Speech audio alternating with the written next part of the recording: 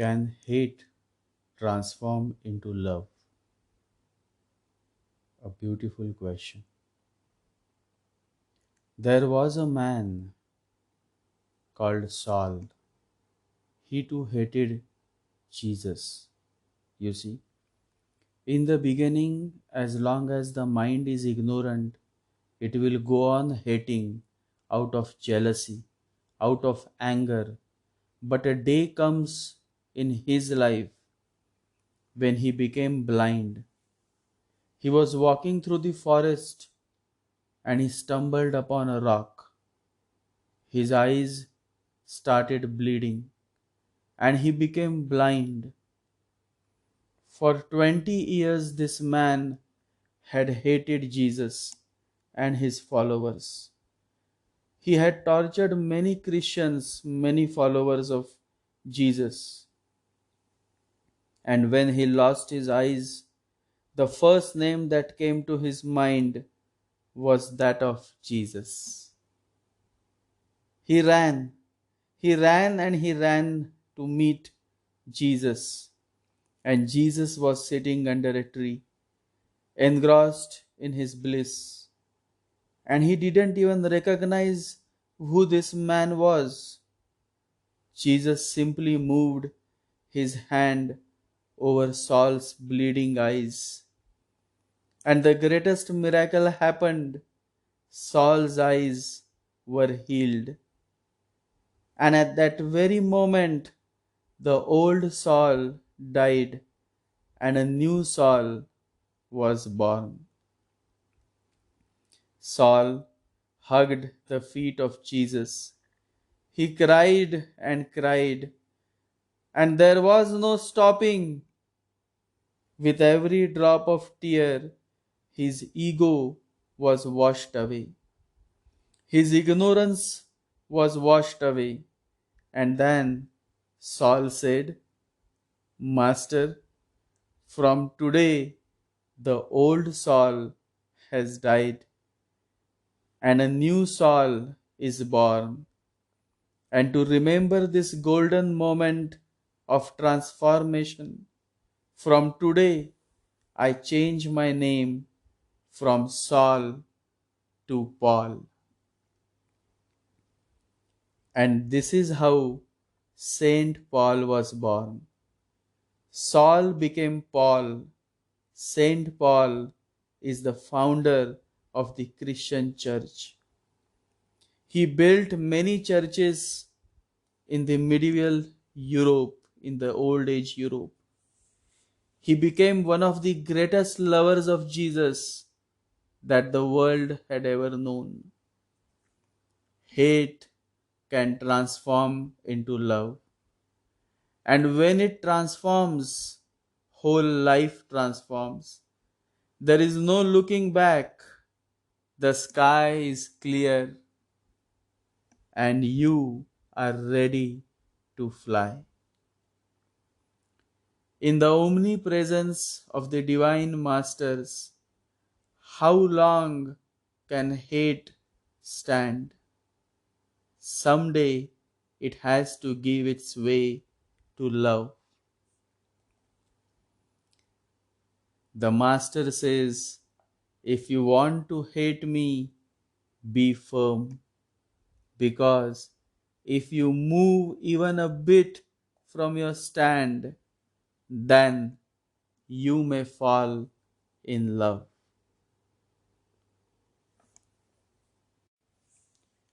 Always remember, questions are of the mind, but answers are from the heart. And the heart is always right. The heart is always right. Mind is a creation of society. It has been educated. The heart is natural. The heart is unpolluted. A book can bring you to the stage of knowledge. My purpose is to take you and all my listeners beyond the stage of knowledge. And that is possible only when you start moving beyond the monkey mind. Bhagavan Raman Maharshi says, you may go on reading any number of book on meditation. They can tell you realize the self, but the self cannot be found in books. You have to find it for yourself. Books can bring you to a certain stage of understanding, but that should not be the final stop. For many people, the book becomes the final stop because the mind is happy to read. But the moment you sit down and start meditating, the same mind creates havoc and won't let you meditate for even a single minute. And my purpose is simply to help you all to find the real thing. And the real thing is within you. The real treasure is within you. The greatest book of all subjects and all stars and moons and planets is within you. God is within you. Everything is within you. And yet, people ask where to find, where to go, where to ask. The Sufis have a saying. It's a very old saying. The Sufis say, man is the only donkey who goes on falling in the same pitfall. Every day, every moment, every life, he goes on repeating the same mistakes, the same ignorance. Come out of this ignorant life.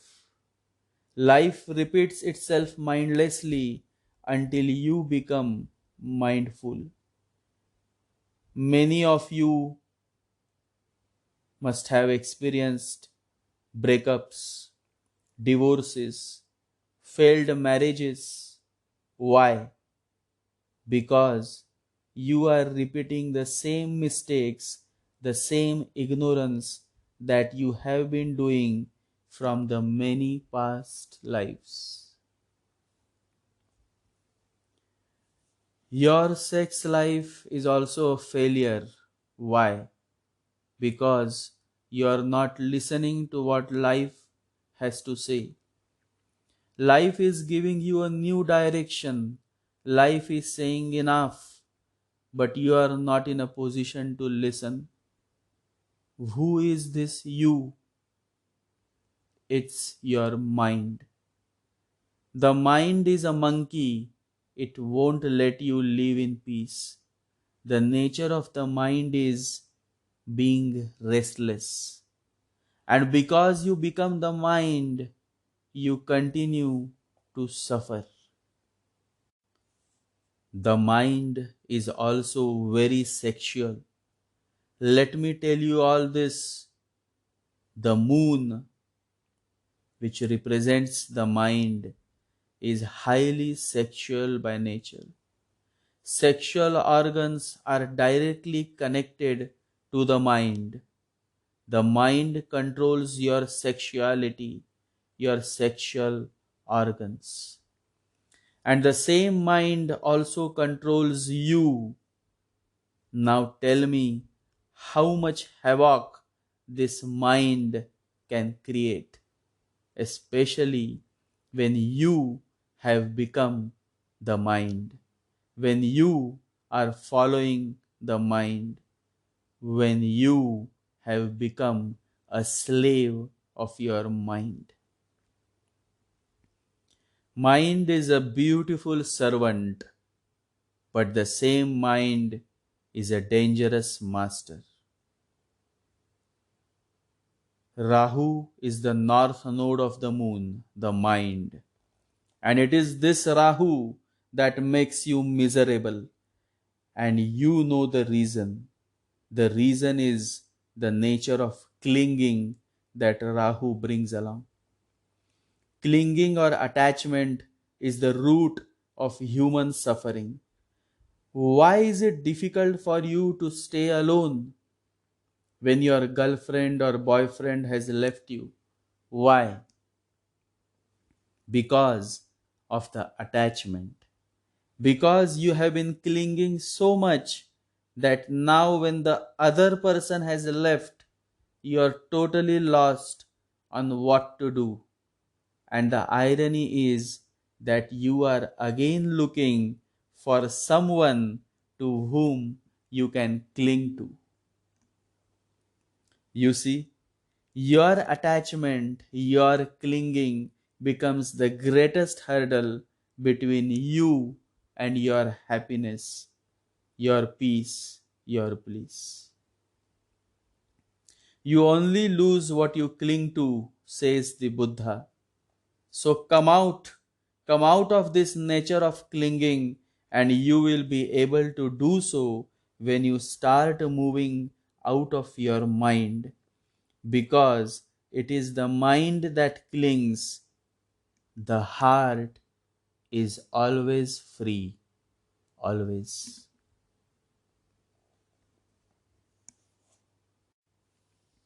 Just be in this present moment and let life flow. Life is a river that would always guide you in the right direction. Always remember, the river has no destination. Our life also should have no destination. Only then can we truly live, truly rejoice, truly celebrate life. Life is the greatest journey you will ever be on. And I pray to God that may all you insightful souls and listeners enrich and raise the quality of your life by raising the level of your consciousness. How will you raise the level of your consciousness? And the answer is by turning inwards, by becoming more and more meditative.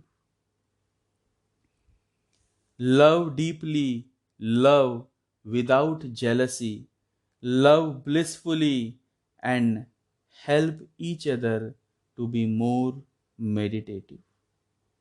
Look within, quiet the chattering mind, and the soul will speak. Meditate.